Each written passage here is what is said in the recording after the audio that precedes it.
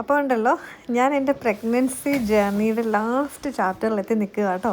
അപ്പോൾ ഇന്ന് എനിക്ക് സ്വീപ്പിൻ്റെ അപ്പോയിൻമെൻ്റ് ആണ്. സ്വീപ്പ് എന്ന് പറഞ്ഞാൽ നമ്മുടെ നാട്ടിലെ PV.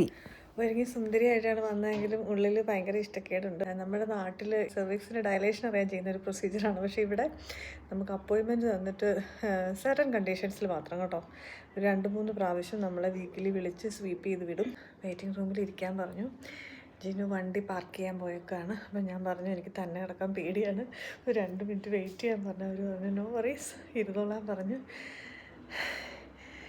പ്രഗ്നൻസിയിലെയും ഡെലിവറിയിലെയും എല്ലാ പ്രോസസ്സും വെച്ച് നോക്കുമ്പോൾ ഞാൻ ഏറ്റവും ഭയപ്പെടുന്ന ഒരു കാര്യമാണ് സ്വീപ്പ്. ഹോസ്പിറ്റലിൽ വന്ന് കിടക്കുക, വളരെ ചിരിച്ച് കളിച്ച്.